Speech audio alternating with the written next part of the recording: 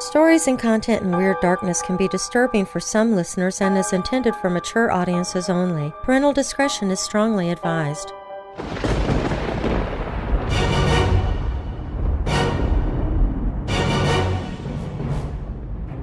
Welcome, Weirdos!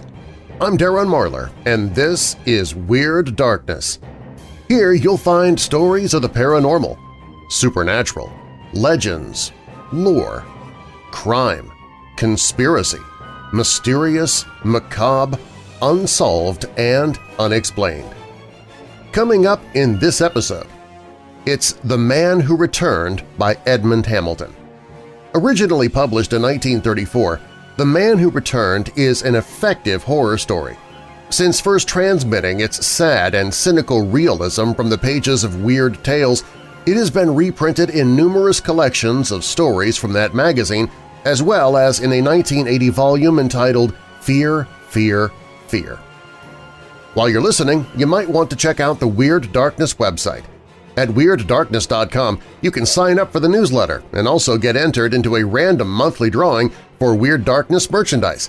You can find paranormal and horror audiobooks I've narrated, a free 24/7 streaming video channel of old horror movies and hilarious horror hosts. Also on the website, you can visit the Hope in the Darkness page if you're struggling with depression, anxiety, or thoughts of suicide. And you can shop the Weird Darkness store, where all profits I receive go to support depression awareness and relief. You can find all of that and more at WeirdDarkness.com. Now, bolt your doors, lock your windows, turn off your lights, and come with me into the Weird Darkness.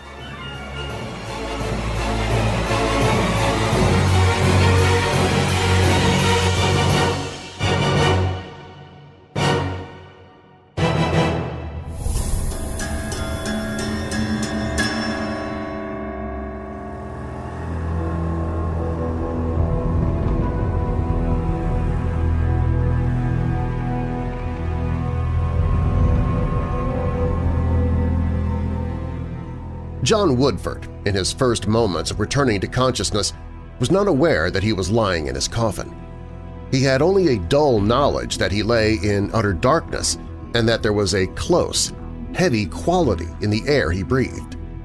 He felt very weak and had only a dim curiosity as to where he was and how he had come there. He knew he was not lying in his bedroom at home, but the darkness there was never so complete as this. Home?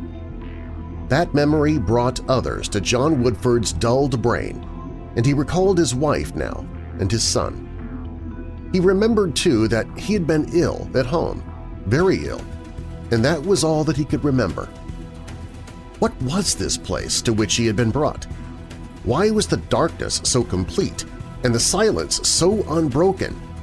And why was there no one near him? He was a sick man, and they should have given him better care than this. He lay with a dull irritation at this treatment growing in his mind. Then he became aware that breathing was beginning to hurt his lungs, that the air seemed warm and foul. Why did not someone open a window? His irritation grew to such a point that it spurred his muscles into action. He put out his right hand to reach for a bell or a light button. His hand moved slowly, only a few inches to the side, and then was stopped by an unyielding barrier. His fingers feebly examined it. It seemed a solid wall of wood or metal faced with smooth satin. It extended all along his right side, and when he weakly moved his other arm, he found a similar wall on that side too. His irritation gave way to mystification. Why in the world had they put him, a sick man, into this narrow place? Why, his shoulders rubbed against the sides on either side. He would soon know the reason for it, he told himself. He raised up to give utterance to a call that would bring those in attendance on him. To his utter amazement, his head bumped against a similar silk-lined wall directly above his face. He raised his arms in the darkness and discovered with growing astonishment that this wall or ceiling extended above him from head to foot, like those on either side. He lay upon a similar silk-padded surface. Why in the name of all that was holy had they put him into a silk-lined box like this? Woodford's brain was puzzling this when a minor irritation made itself felt. His collar was hurting him. It was a high, stiff collar, and it was pressing into the flesh of his neck. But this again was a mystery, that he should be wearing a stiff collar? Why had they dressed a sick man in formal clothes and put him into this box? Suddenly, John Woodford shrieked, and the echoes of his scream reverberated around his ears like hideous, demoniac laughter. He suddenly knew the answer to it all. He was not a sick man anymore at all. He was a dead man. Or at least they had thought him dead and had put him into this coffin and closed it down. He was buried, alive. The fears of his lifetime had come true. His secret, dark forebodings were hideously realized. From earliest childhood, he had feared this very horror, for he had known himself subject to cataleptic sleeps hardly to be distinguished from death. He had had nightmares of premature burial. Even after the proneness to the cataleptic condition seemed to have left him, his fears had clung to him. He had never told his wife or son of his fears, but they had persisted.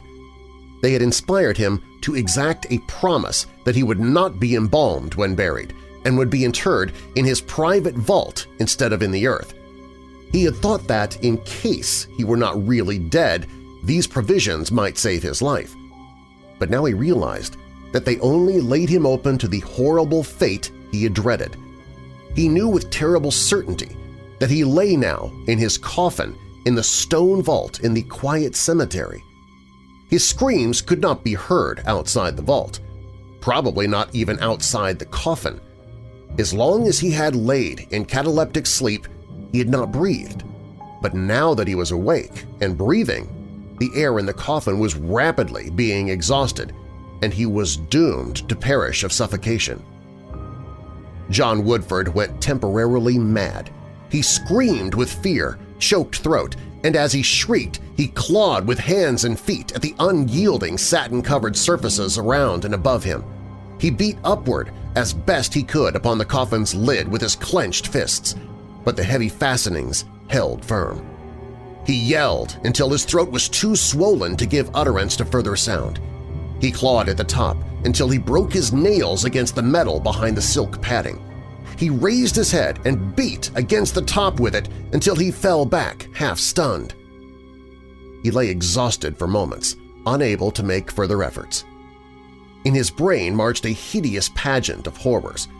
The air seemed much closer and hotter now, seemed to burn his lungs with each breath he inhaled. With sudden return of his frenzy, he shrieked and shrieked again. This would not do. He was in a horrible situation, but he must do the best he could to not give way to the horror. He had not many minutes left, and he must use them in the most rational way possible to try to escape his terrible prison. With this resolution, a little calm came to him, and he began to test his powers of movement. He clenched his fists again and hammered upward, but this did no good. His arms were jammed so close against his body by the coffin's narrowness that he could not strike a strong blow, nor had he any leverage to push strongly upward. What about his feet? Feverishly, he tried them, but found his kicks upward even less powerful. He thought of hunching up his knees and thus bursting up the lid, but he found that he could not raise his knees high enough and that when he pressed upwards with them against the lid, his feet simply slid away on the smooth silk of the coffin's bottom. Now the breaths he drew seared his lungs and nostrils, and his brain seemed on fire. He knew his strength was waning and that before long he would lose consciousness. He must do whatever he could swiftly. He felt the soft silk about him, and the dreadful irony of it came home to him. He had been placed so lovingly in this death trap. He tried to turn on his side, for he thought now that he might use his shoulders to heave up against the lid.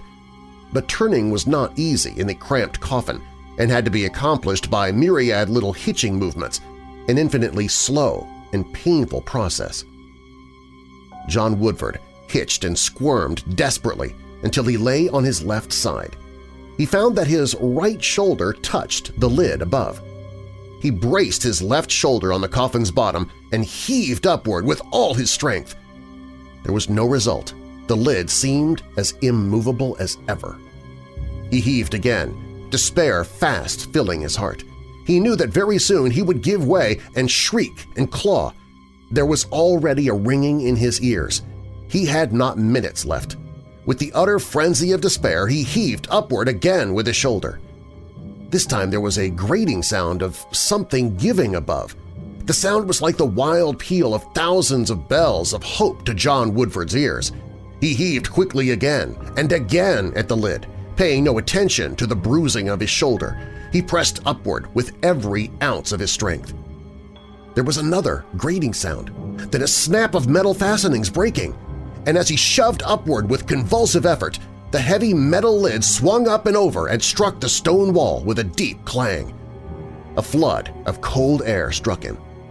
He struggled up over the coffin's side, dropped a few feet to a stone floor, and lay in a huddled mass.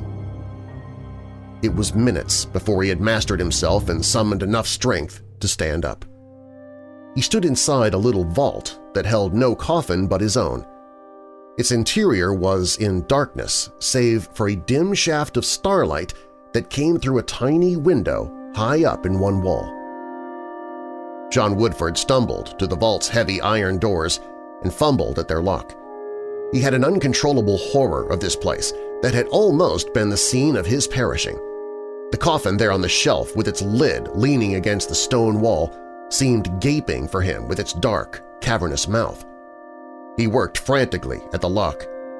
What if he were not able to escape from the vault? But the heavy lock was easily manipulated on the inside, he found. He managed to turn its tumbler and shoot its bar, and then the heavy iron doors swung open. John Woodford stepped eagerly out into the night. He stopped on the vault's threshold, closing the doors behind him and then looking forth with inexpressible emotions. The cemetery lay in the starlight before him as a dim, ghostly city of looming monuments and vaults. Little sheets of ice glinted here and there in the dim light, and the air was biting in its cold. Outside the cemetery's low wall blinked the lights of the surrounding city. Woodford started eagerly across the cemetery, unheeding of the cold. Somewhere across the lights of the city was his home, his wife, and somewhere his son, thinking him dead, mourning him. How glad they would be when he came back to them, alive! His heart expanded as he pictured their amazement and their joy at his return. He came to the low stone wall of the cemetery and clambered quickly over it. It was apparently well after midnight, for the cars and pedestrians in sight in this suburban section were few. Woodford hurried along the street. He passed people who looked at him in surprise, and only after some time did he realize the oddness of his appearance. A middle-aged man, clad in a formal suit and lacking hat and overcoat, was an odd person to meet on a suburban street on a winter midnight. But he paid small attention to their stares. He did turn up the collar of his frock coat to keep out the cold, but he hardly felt the frigid air and the emotions that filled him.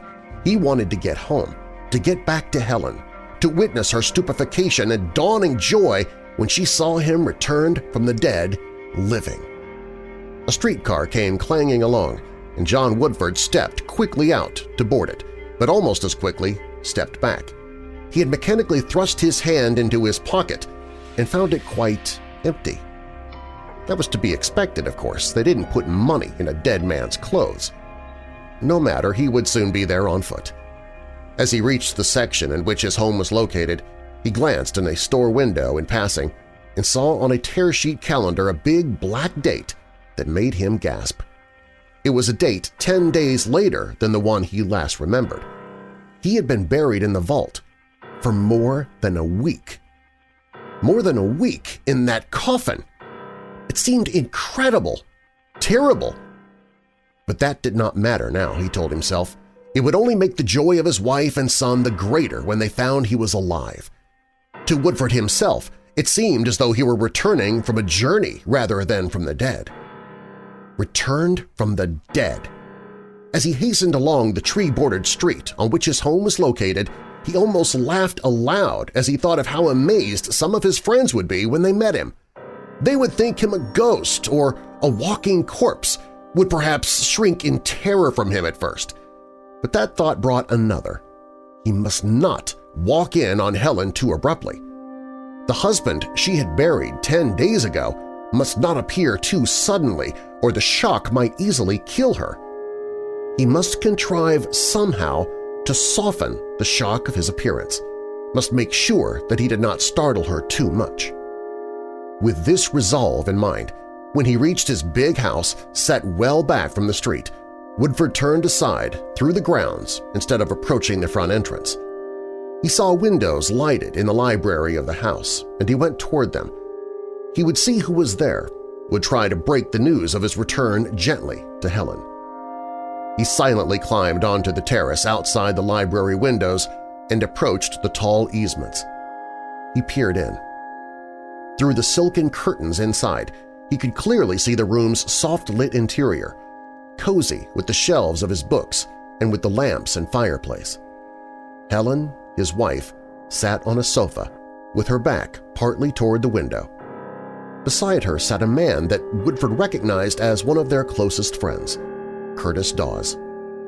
The sight of Dawes gave Woodford an idea. He would get Dawes outside in some way and have him break the news of his return to Helen.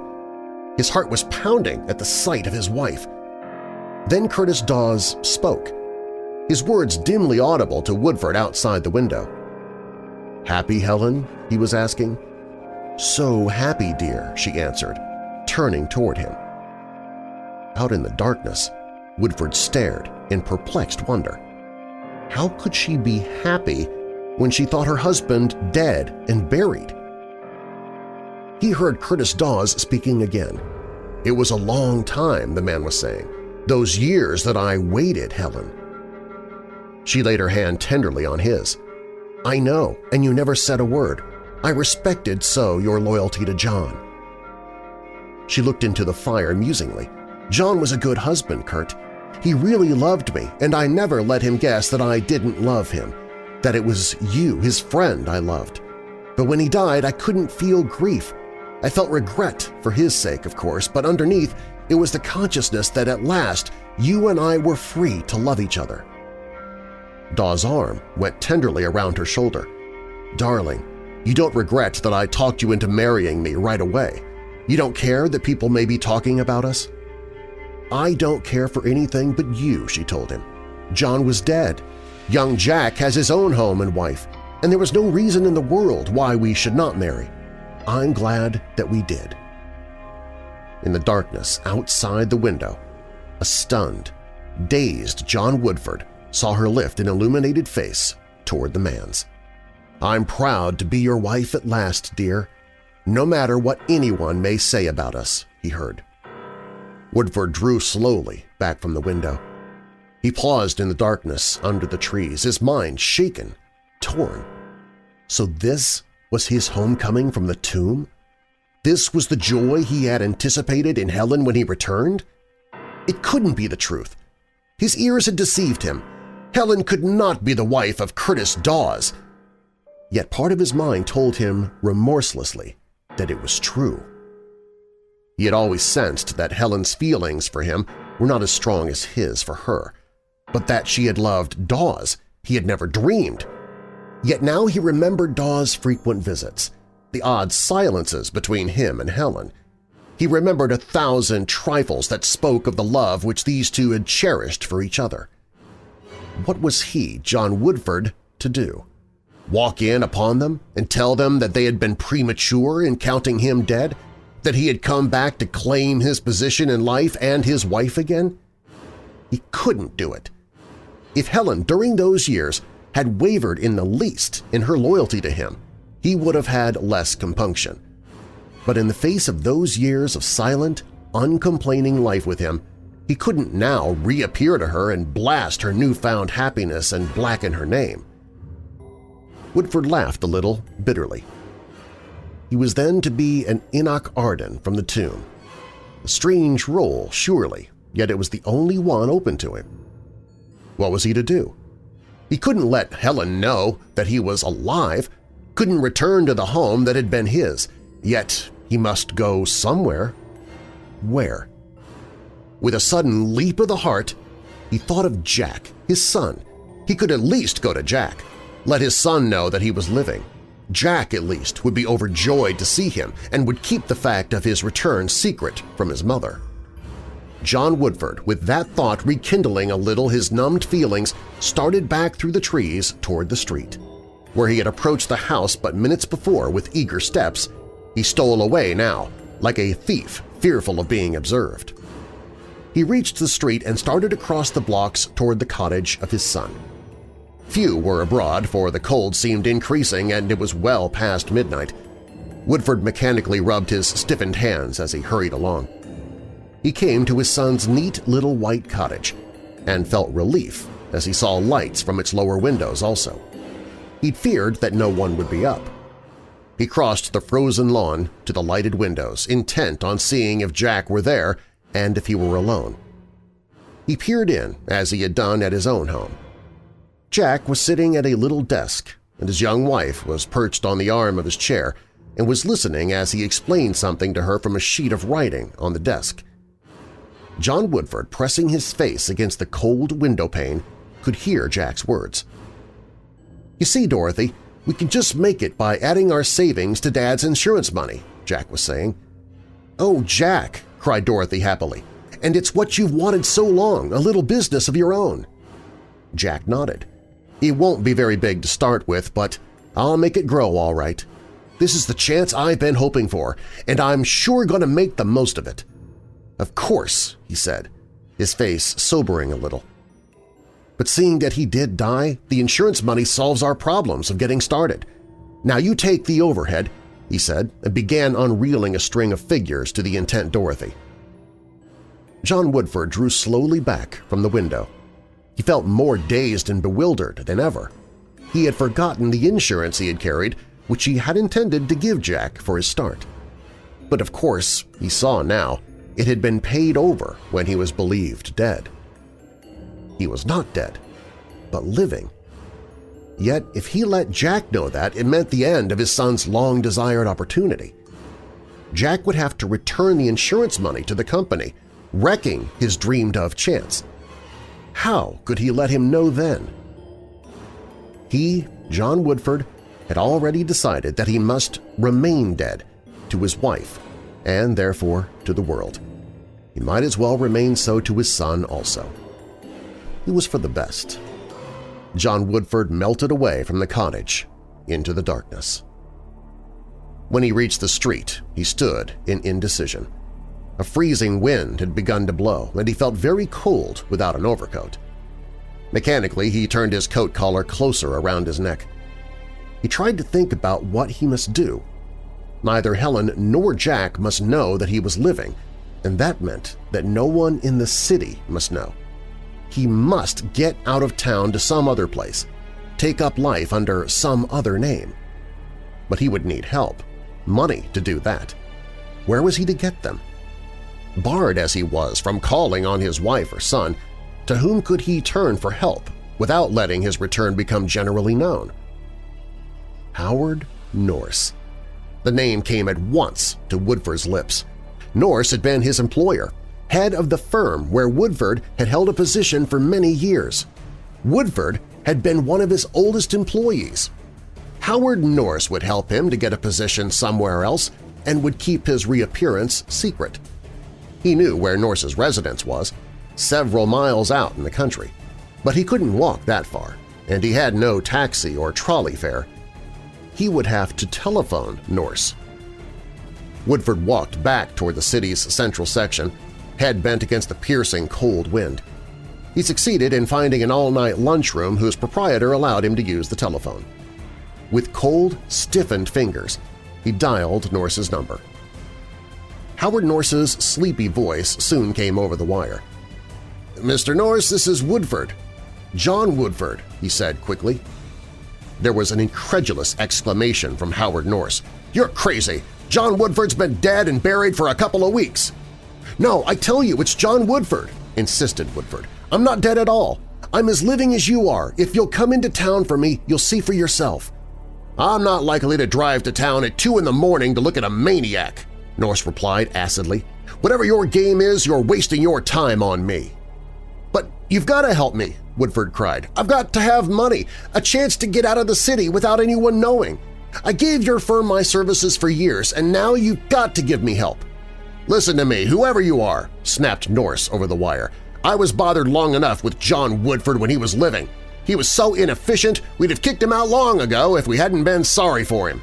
But now that he's dead, you needn't think you can bother me in his name. Good night!"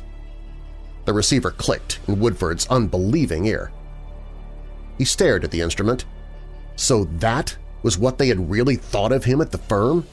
There, where he had always thought of himself as one of the most highly valued of employees? But there must be someone upon whom he could call for help, someone he could convince that John Woodford was still living, someone who would be glad to think that he might be living.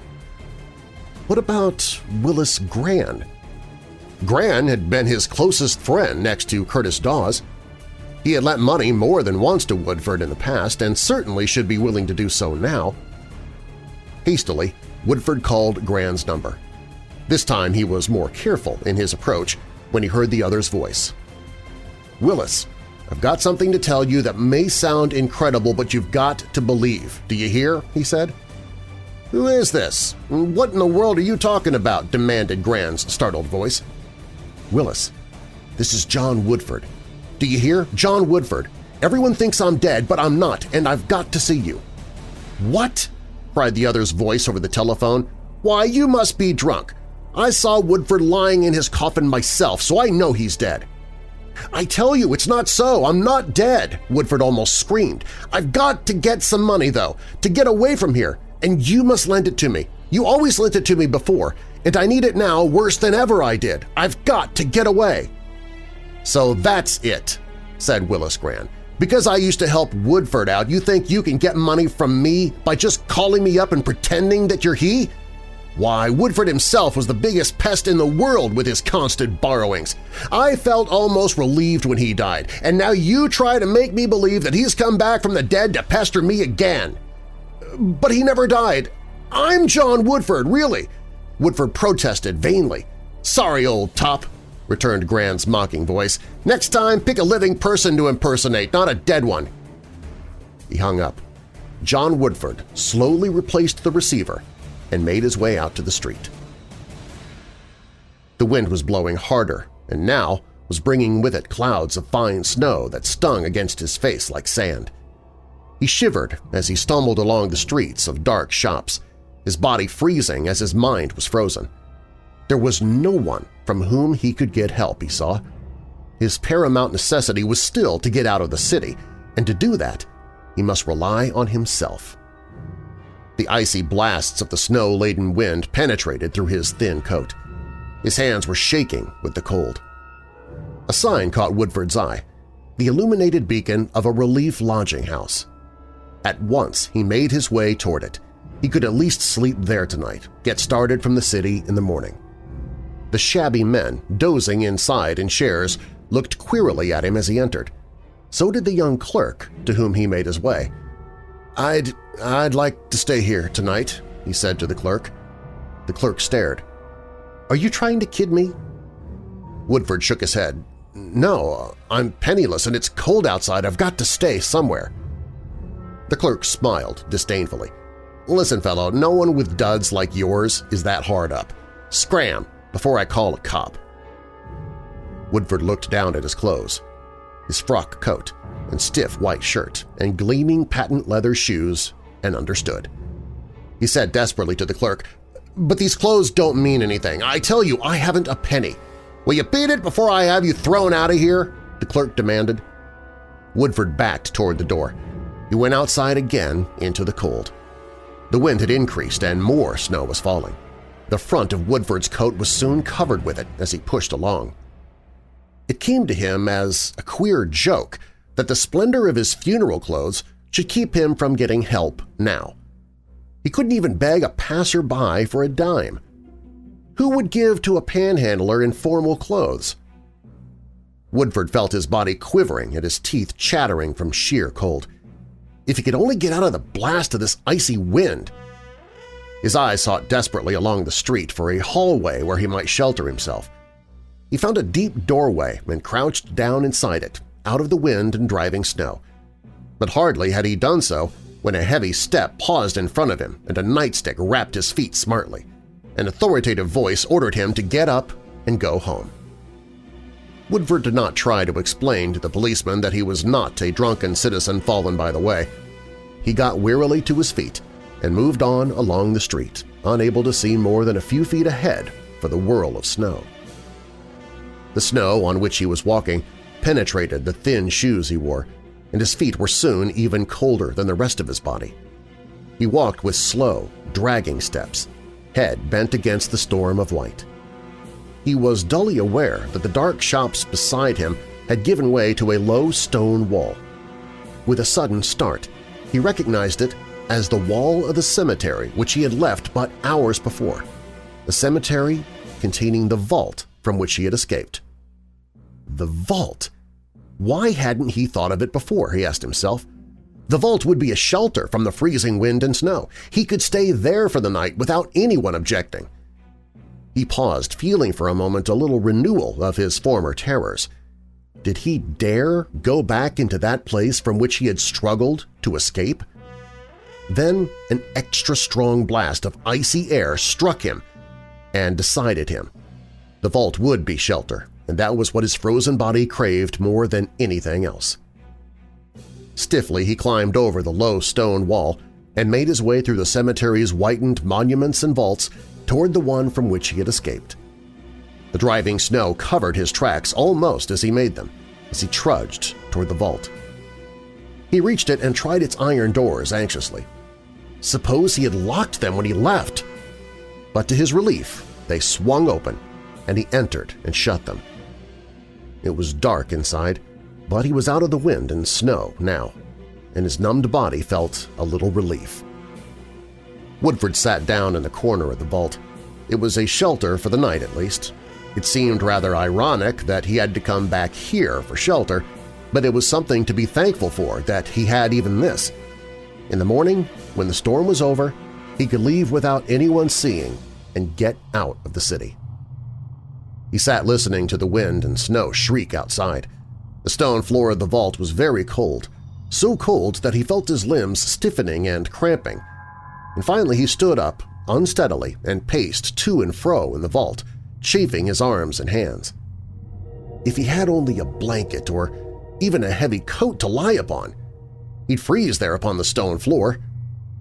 Then as he turned in his pacing, he bumped into the coffin on the shelf, and a new idea was born in his mind. The coffin. Why, the interior of it was lined deep with silk and satin padding. It would be warm in the coffin. He could sleep in it far better than on the cold stone floor. But did he dare to re-enter it? Again, Woodford felt faintly the former terrors he had experienced when he had awakened in it. But they meant nothing, he told himself. He would not be fastened in this time, and his frozen flesh yearned for the warmth of the coffin's lining. Slowly, carefully, he climbed up and lowered himself into the coffin and stretched out. The silk and padding he sank into had a grateful warmth. He lowered his head upon the soft little pillow with a sigh of relief. This was better. He experienced an almost luxurious comfort now, but after he had lain for a little while, he felt that the top of his body was still cold, where the cold came into the open coffin's top. That cold air entering kept him from being completely warm. If the lid above him were just closed to keep out the cold air. He reached up and got the edge of the heavy metal lid, then let it down upon himself. He was completely in the dark now, inside the closed coffin. But he was warm, too, for the lid kept out the cold air, and he was getting warmer all the time as his body warmed up the interior. Yes, it was far more comfortable with the lid closed. An even warmth now pervaded his whole being, and the air inside the coffin was still getting warmer and thicker. He felt a little drowsy now as he breathed that warm air, felt luxuriously sleepy as he lay on the soft silk. It was getting a little harder to breathe, somehow, as the air became thicker. He ought really to raise the coffin lid and let in some fresh air, but it was so warm now, and the air outside was so cold, and he was more and more sleepy. Something dim and receding in his fading consciousness told him that he was on the way to suffocation. But what if he was his sleepy thought. He was better off in here than back in the world outside. He had been a fool ever to fight so hard before to get out of his warm, comfortable coffin, to get back to that outside world. No, it was better like this, the darkness and the warmth and the sleep that advanced. Nobody would ever know that he had awakened at all, that he had been away from here at all. Everything would be just as before, just as before. And with that comforting assurance, John Woodford was swept farther and farther down the dark stream of unconsciousness, from which, this time, there would be no returning.